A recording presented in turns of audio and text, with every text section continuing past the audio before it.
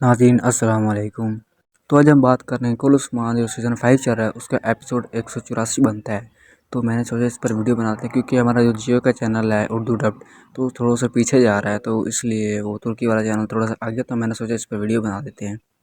तो नाज़रीन इस एपिसोड की शुरुआत में बाला खतून अपने ख़वातीन से कहती है कि हम यहीं पर रहेंगे और जो तुम्हारे दुश्मन वहाँ किले से भाग कर इस रास्ते से निकलेंगे तो हम उन पर हमला कर देंगे।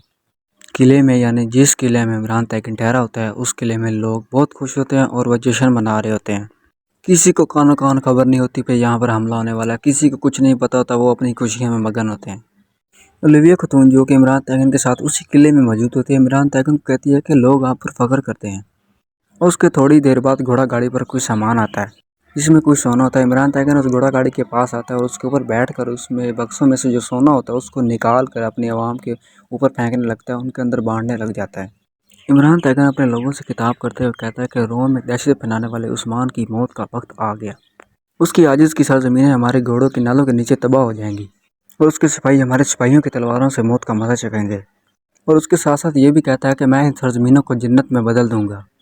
और उसके बाद इमरान तैगिन अपने सिपाहियों से कहता है कि सोने को गोदाम में ले जाओ। उसके बाद इमरान तैगिन वहाँ से चला जाता है। उसके बाद ओलिविया खतून इमरान तैगिन को कहती है कि मुझे बहुत खुशी होगी जब आप उस गिदड़ को मारेंगे, यानी उस्मान को मारेंगे। जिस घोड़ा गाड़ी में सोना भी आया था उसमें कुछ बारूद यानी उसमें कुछ बारूद भी था और उसके साथ साथ कोयले भी रखे गए थे, क्योंकि जिस घोड़ा गाड़ी में आदमी बैठे थे वो उस्मान साहब के थे और वो इनकी चाल थी।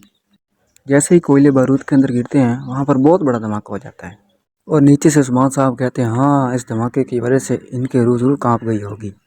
धमाके की शिद्दत की वजह से ओलिविया खतून और इमरान तैगिन दोनों नीचे गिर जाते हैं।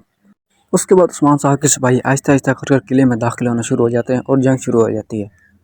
दूसरी तरफ एल्शिम खतून ओलिविया खतून से जंग कर रही होती है और एल्शिम खतून ओलिविया खतून को जख्मी कर देती है और एक चाकू के वार से ओलिविया खतून की मौत हो जाती है, क्योंकि उस चाकू पर ओलिविया खतून ने जहर लगाया होता है और वो जहर का चाकू उसी को लग जाता है, जिसकी वजह से ओलिविया खतून की मौत हो जाती है। और बाद में एल्शिम खतून कहती है कि ये दोज़ख तुमने अपने लिए खुद हमार की है।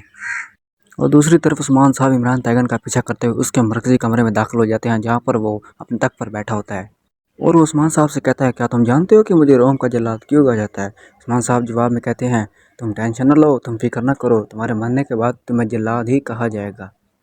इसके बाद इमरान तैगिन उस्मान साहब पर अंधेधुंध हमले करता है जिसकी वजह से उस्मान साहब की तलवार गिराने में कामयाब हो जाता है, लेकिन उस्मान साहब उस पर जल्दी गालिब आ जाते हैं और उसको पकड़ लेते हैं। वहाँ पर उस्मान साहब उस कार्दिनाल को भी बुला लेते हैं और कहते हैं कि आओ कार्दिनाल आओ। और उस्मान साहब उस कार्दिनाल को कहते हैं कहाँ है वो जिससे तुम पर बड़ा गरूर था, जिस पर तुम्हें बहुत बड़ा नाज था, वो ये रहा तुम्हारे सामने अभी बंधा हुआ, ये रहा तुम्हारे सामने।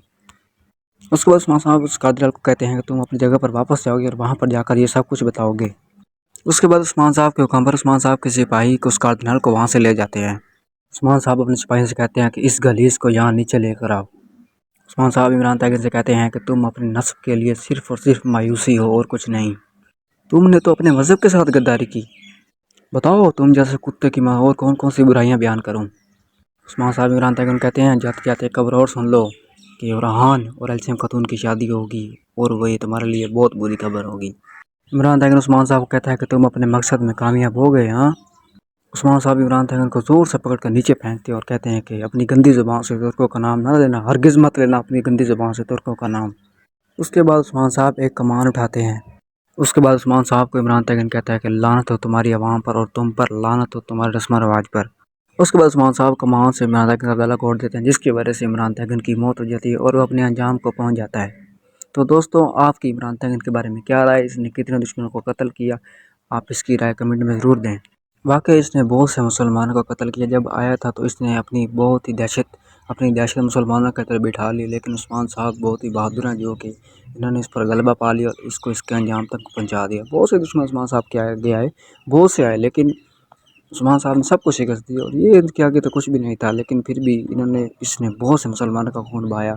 हमें बहुत सी तकलीफ हुई। ये बाकी में एक रियासत, एक तारीख है जो कि पीछे में लिखी गई थी और ये जो ड्रामा बनाया गया ये इसलिए बनाया गया था कि ये तारीख को हम दोहरा सके, हमारे जहन में दोबारा जहन नशीन हो सके। तो काफ़ी लोग होंगे जिनको इस तारीख के बारे में पता नहीं होगा, काफ़ी लोग वो होंगे जिसको ये ड्रामा देख कर फिर तारीख के बारे में पता चला होगा। तो ये एक बहुत ही अच्छा एक कंसेप्ट है कि ये हमारे जहन में बिठाया गया। तो हमें अपने बारे में भी सोचना चाहिए कि ये तो तारीख लिखी गई है, ऐसे ही नहीं लिखी गई। اس میں بہت سے مسلمانوں کا خون پیچھے بہا گیا، تو ہمیں اپنے مسلمان بھائیوں، اپنے اسلام کا، اپنے مذہب کا احترام کرنا چاہیے اور اس کو مزید پھیلانا چاہیے، نہ کہ ہمیں خود اس کو تباہ کرنا چاہیے۔ تو اس کے بعد عثمان صاحب کہتے ہیں کہ ہمارے دونوں بیٹوں، ہمارے سپاہیوں اور ہماری خواتین کی بدولت ایک بار پھر جیت ہمارا مقدر بنی، ہم فاتح ٹھہرے۔ اس کے ساتھ قسط ختم ہوتی ہے اور یہاں پر ہماری ویڈیو بھی اینڈ ہوتی ہے۔ تو ہمیں ان سے کچھ سیکھنا چاہیے۔ یہ اسلام ہمیں اس چیز کی اجازت نہیں دیتا کہ ہم کسی کے ساتھ برا کریں، کسی کے ساتھ ایک طریقہ ہے۔ تو انہوں نے کتنا خون بہایا، صرف کیا کہ اسلام زندہ رہے، اسلام زندہ رہے، اور آج ہم خود ہی اپنے اسلام کو خود تباہ کر رہے ہیں۔ تو یہ کتنی افسوس کی بات ہے۔ تو ہم نے بھی ایک نہ ایک دن اللہ پاک کے پاس جانا ہے۔ اگر ہمیں آج جانا پڑ جائے تو ہم کس منہ سے جائیں گے؟ اپنے دل میں جھانک کر دیکھیں کہ ہم کیا ہیں، ہماری حیثیت کیا ہے، کہ ہم کس قابل ہیں کہ اللہ پاک کے سامنے جا سکے۔ تو میرے بھائیوں، میرے بہنوں، اپنے آپ کو ٹھیک کریں۔ ہم خود کو ٹھیک کر لیں گے نا تو سارا ملک ٹھیک ہو جائے گا، سارا ملک ٹھیک ہو جائے گا۔ تو اسی کے ساتھ ویڈیو کو اینڈ کرتے ہیں۔ اللہ نگہباں۔